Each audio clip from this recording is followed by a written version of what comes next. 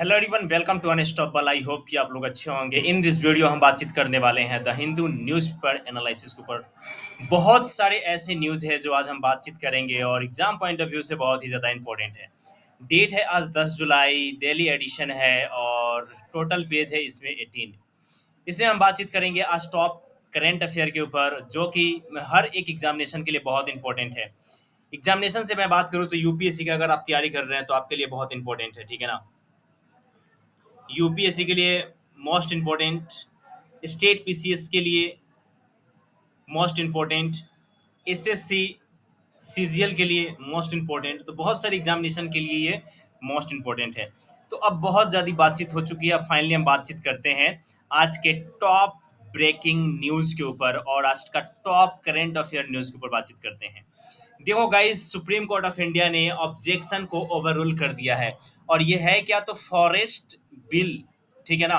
Forest bill आया जिसमें बहुत सारे चेंजेस किए गए हैं और उस चेंजेस के ऊपर बहुत सारे ऑब्जेक्शंस को लगाया गया था, जिसको फाइनली एपेक्स कोर्ट के द्वारा ओवररूल कर दिया गया है और कहा गया है कि बिना बदलाव के साथ इससे हाउस के अंदर लाया जाएगा, ठीक है, ताकि बहुत ही स्ट्रांग कानून बनाया जा सके। मैं बातचीत करने वाला हूं आप लोगों से फॉरेस्ट कंजर्वेशन एक्ट 1980 के रिगार्डिंग। फॉरेस्ट कंजर्वेशन एक्ट 1980 में के रिगार्डिंग बातचीत करेंगे और इसमें क्या है कि इसके ऊपर चलिए पहले डिस्कशन बातचीत करते हैं। देखो गाइस, जो फॉरेस्ट कंजर्वेशन एक्ट है इसमें ना अमेंडमेंट करने की बातचीत चल रही है और अमेंडमेंट इसलिए करना जरूरी है क्योंकि आपको बहुत अच्छे से पता है कि जो भी हमारे एरिया होते हैं, जो भी हमारे सीमा होती है, जो भी जैसे कि अपना देश का जो ये बाउंड्री है, मान लो ये हम अपना देश है, प्यारा भारत है, और प्यारे भारत के आसपास के जो एरिया हैं, जो नेबर कंट्री हैं, और इनके बीच में हमारे आसपास के बीच में जो फॉरेस्ट एरिया है, ठीक है ना। तो वहां पे किसी तरीके का कंस्ट्रक्शन काम करने से पहले हम लोगों को जा करके सबसे पहले फॉरेस्ट कंजर्वेशन एक्ट अधिनियम जो 1980 है उसके प्रावधान के अगर अकॉर्डिंग देखा जाए तो सारी चीजों को जाकर के पहले देखना पड़ता था, अप्रूवल लेना पड़ता था। कोई कंस्ट्रक्शन का काम करने से पहले या जंगलों को काटने से पहले आपको जा करके अप्रूवल लेना पड़ता था।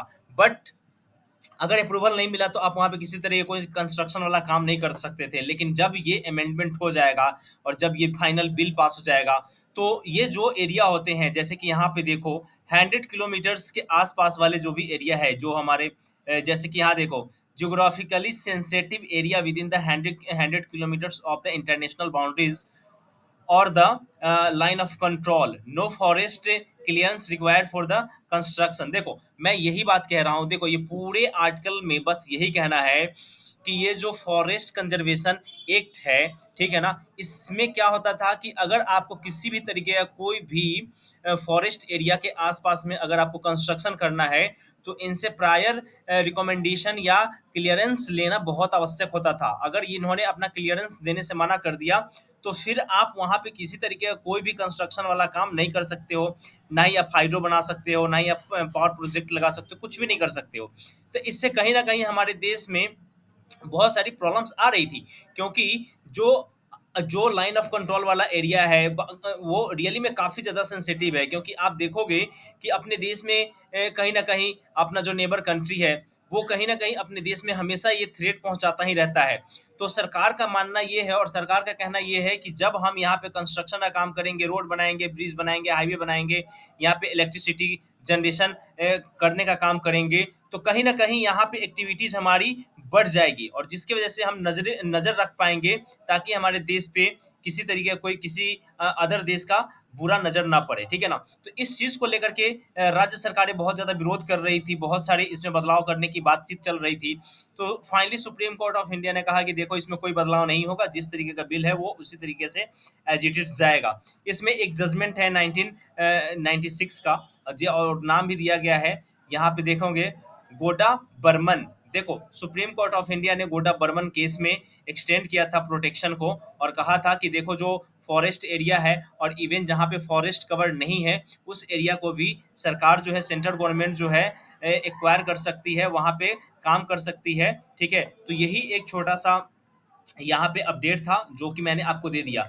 और ये बिल को फाइनली मानसून सेशन जो स्टार्ट होने वाला है 20 जुलाई को, ठीक है ना, उसको इस बिल को पार्लियामेंट ऑफ इंडिया में रखा जाएगा। एक चीज़ मैं और बता दूँ, पार्लियामेंट्री कमेटी बनी हुई थी इस बिल के ऊपर, जिन्होंने बहुत सारे प्रपोजल्स दिए हैं और बहुत सारी बातें कही गई है, ठीक है ना। तो ये सारी चीज़ें ये थी। बेसिकली मैं एक लाइन में आपको बताऊं तो देखो, जो हमारे सेंसिटिव एरिया जोन है, जो हमारी बाउंड्रीज है, इसके पास के जो भी जो फॉरेस्ट कवर एरिया है, जहाँ पे फॉरेस्ट नहीं है, वो भी देखो दो तरीके का एरिया है, जहाँ पे वन है और जहाँ पे वन नहीं है, वन क्षेत्र वाला और वन क्षेत्र जहाँ पे नहीं है वो।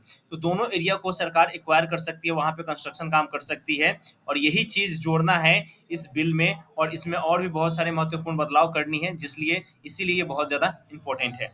अब आगे बढ़ते हैं गाइस, आई होप कि आपको ये सारी चीज़ें समझ में आ गया होगा। चलो हम बात कर लेते हैं दिल्ली के बारे में। दिल्ली के बारे में थोड़ी सी बात हम इसलिए करेंगे क्योंकि कहीं ना कहीं दिल्ली जो है, आप यू नो वेरी वेल कि यूपीएससी वालों का एक ड्रीम प्लेस है दिल्ली, और यहाँ पे मुखर्जी नगर चले जाओ, करोल बाग चले जाओ, फिर राजेंद्र नगर चले जाओ, ये सारे प्लेस जो है यूपीएससी वालों का गढ़ है, ठीक है ना। इसलिए थोड़ी सी बातचीत कर लेता हूँ, क्योंकि देखो गाइस, यहाँ पे काफी हेवी रेन हो रहा है, और इस हेवी रेन की वजह से वहां पे फ्लड की सिचुएशन आ चुकी है। जो यमुना नदी है वो डेंजर मार्क को क्रॉस कर लिया, ठीक है ना। तो देखो भाई, मैं तो यही कहूंगा कि घरों में रहो, खाना वाना मस्त खाओ, पढ़ाई वढ़ाई करो, लाइब्रेरी उब्रेरी जाओ, थोड़ा सा मस्ती वगैरह करो। अच्छा मौसम है दिल्ली में, खास करके ऐसा मौसम देखने को नहीं मिलता है, फाइनली जब देखने को मिल रहा है तो थोड़ा सा कर लो एंजॉयमेंट वगैरह, ठीक है। चलो आगे बढ़ते हैं। हो गया जोक से हट, हंसी मजाक, ठीक है। आगे बढ़ते हैं। लेकिन देखो, इसमें जो मैं जो पॉइंट जो रेस करने वाला हूँ वो ये है कि ग्लोबल वार्मिंग की वजह से कहीं ना कहीं जो रेनफॉल होने का जो सिचुएशन है, एरिया है, वो सारी चेंज हो रही है, ठीक है ना।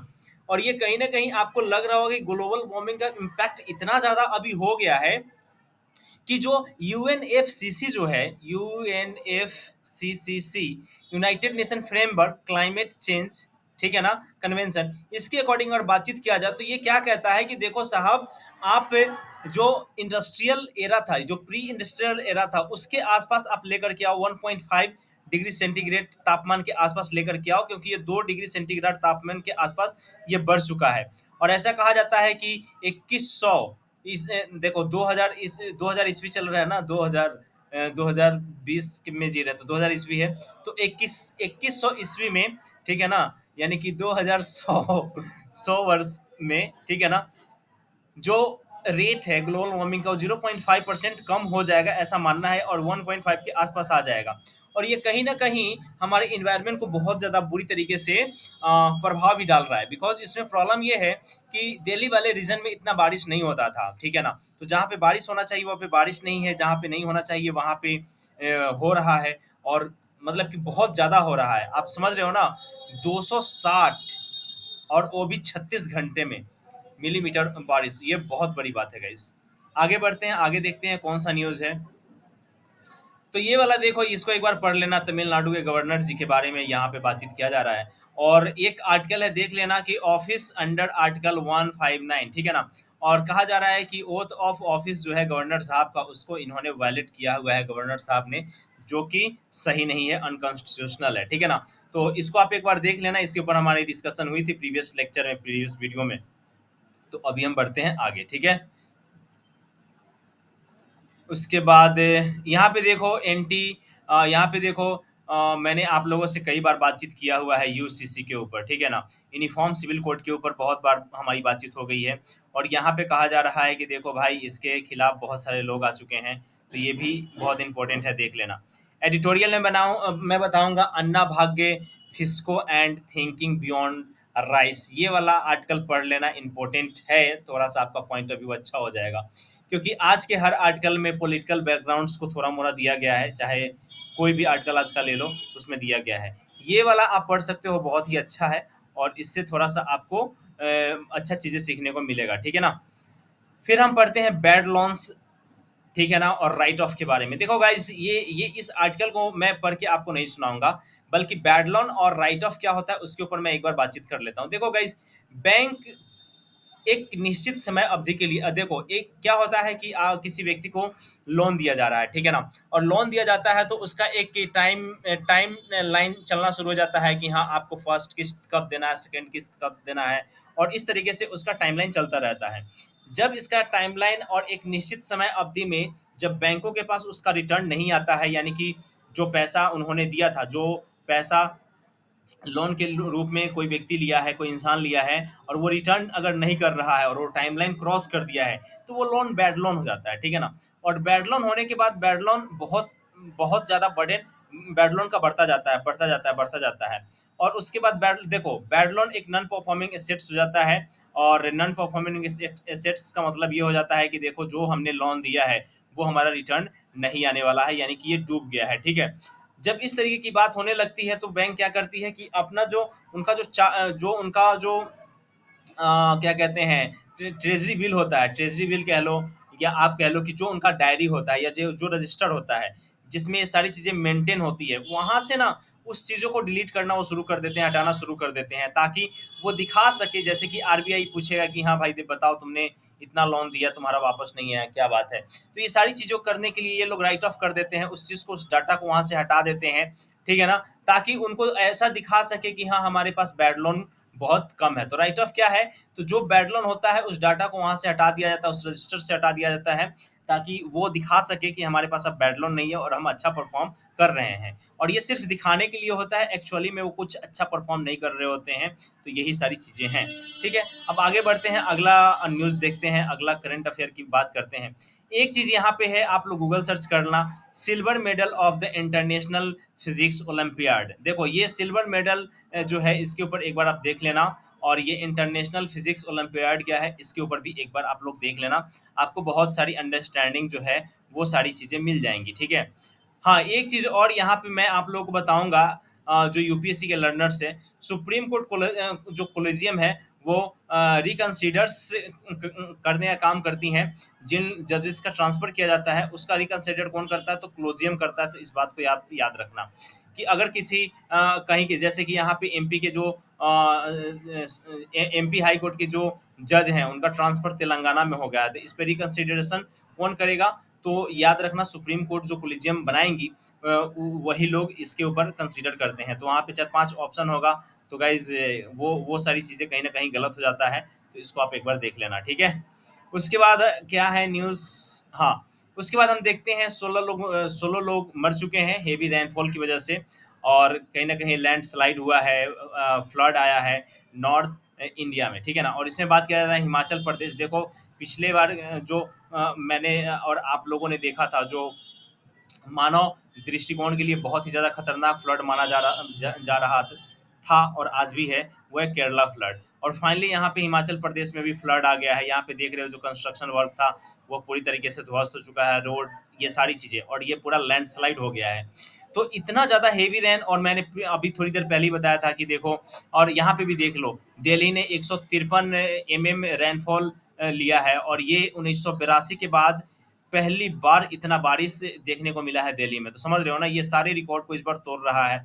आप जो हीट डोम होता है ना, उस तरीके की घटनाएं घट रही है कि हाँ भैया ग्लोबल वार्मिंग का इम्पैक्ट इतना ज़्यादा होने लगा है कि जो रेनफॉल जिस एरिया में होना चाहिए या इवेपोरेशन वाटर का जहाँ पे होना चाहिए वहाँ पे ना होकर के, मतलब कि ये अपना पैटर्न ही पूरी तरीके से चेंज कर लिया है। तो ये एक देख लेना, आपकी बेसिक अंडरस्टैंडिंग और ज़्यादा अच्छी हो जाएगी जियोग्राफिक पॉइंट ऑफ व्यू से, ठीक है। आगे बढ़ते हैं, देखते हैं कि आज का करंट अफेयर में और क्या है। दो करंट अफेयर आज के बहुत ही इंपॉर्टेंट है, जो लास्ट में है, मैं साइंस के ऊपर बातचीत करूंगा। पहला गाइज यहाँ पे देखो, global tropical primary forest cover continued to decline, ठीक है ना। ये देखो गाइज, मैं आपको एक बात बताना चाहता हूँ, वो ये है कि you know very well guys कि अमेजोन का फॉरेस्ट जंगल बहुत ही ज्यादा इंपॉर्टेंट है, ठीक है।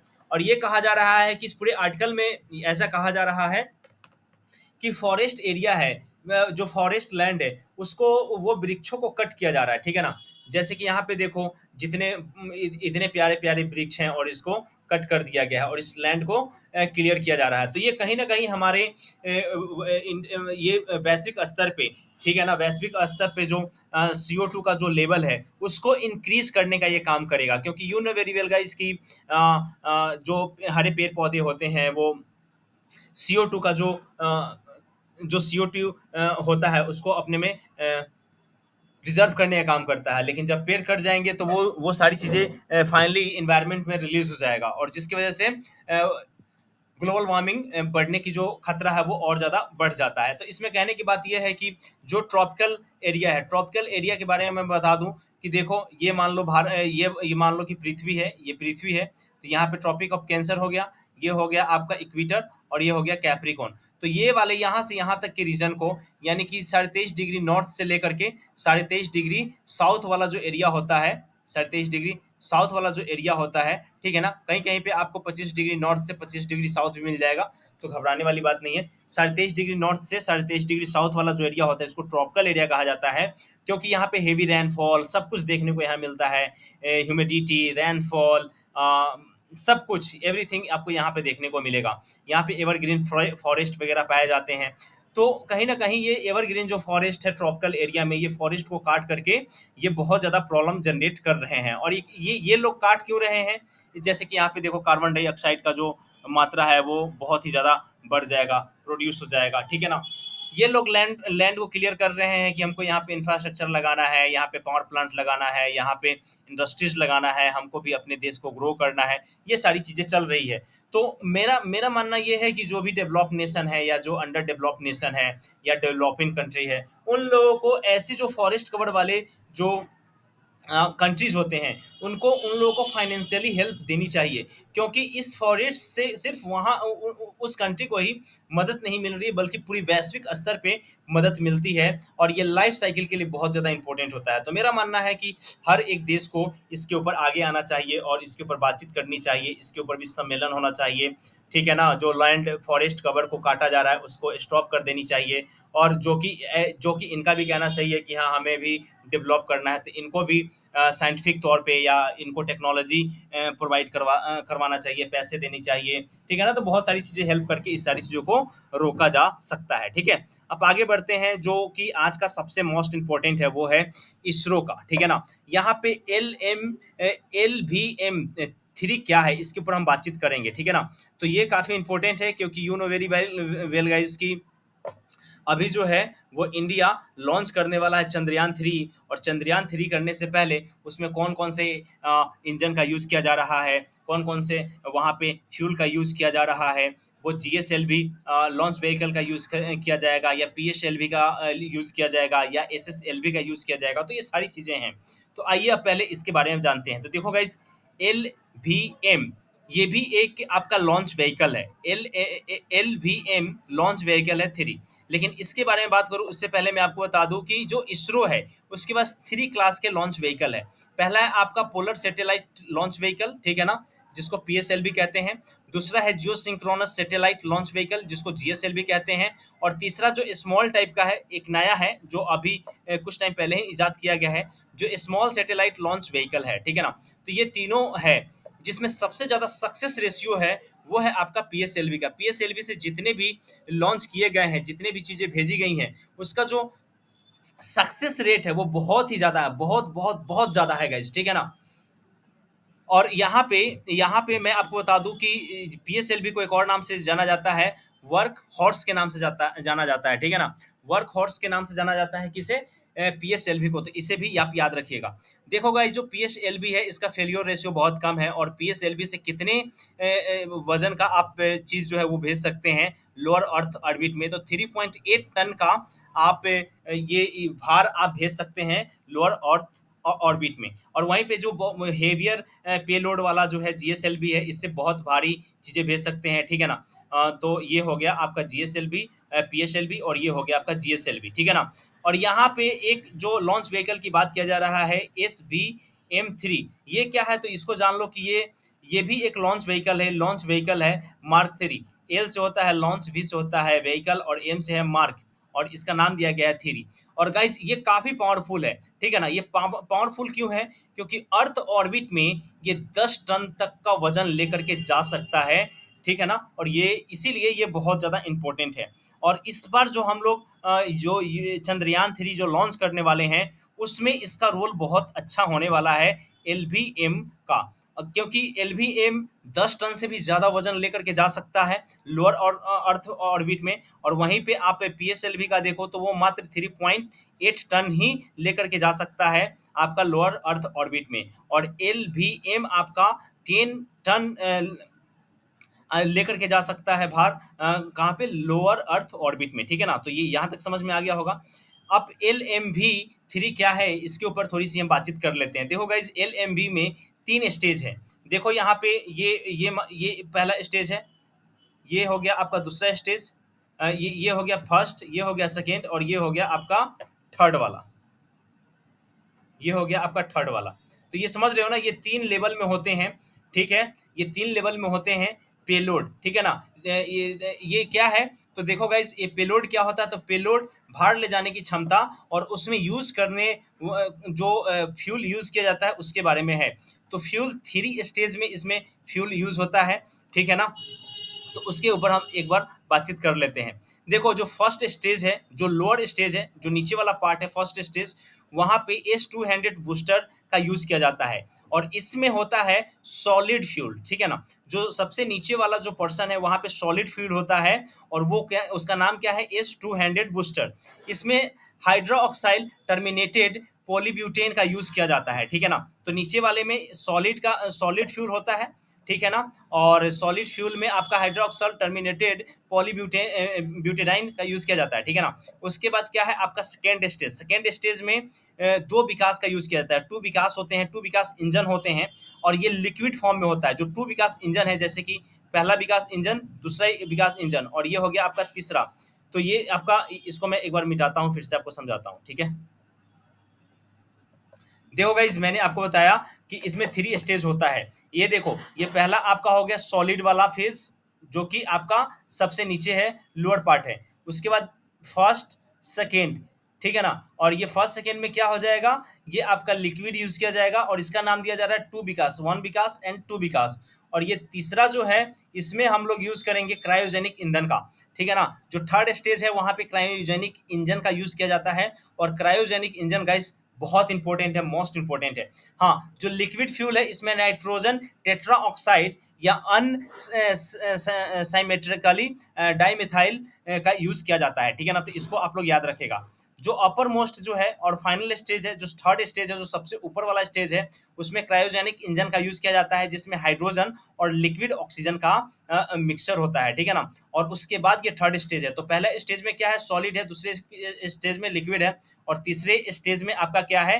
क्रायोजेनिक है। तो इसको आप ये लोग याद रखना। और ये कहाँ है? एल भी LVM3 में ऐसा यूज हो रहा है। तो ये एक छोटा सा वीडियो था करंट अफेयर का और आई होप कि आपको ये सारी चीज़ें पसंद आई होंगी।